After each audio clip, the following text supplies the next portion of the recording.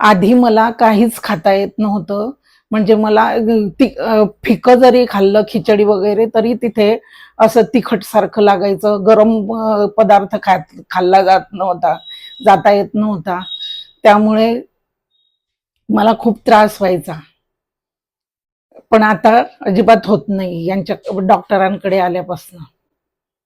प्रियंका साखळकरांकडे. हो, सर्व खाता येतंय.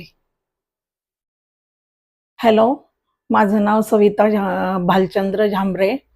मला हे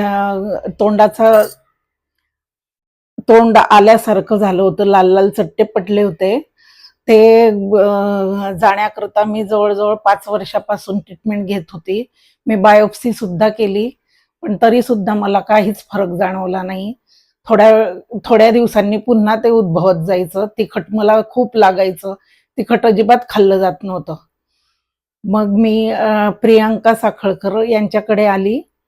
त्यांनी मला किती म्हणजे 15-20 दिवसात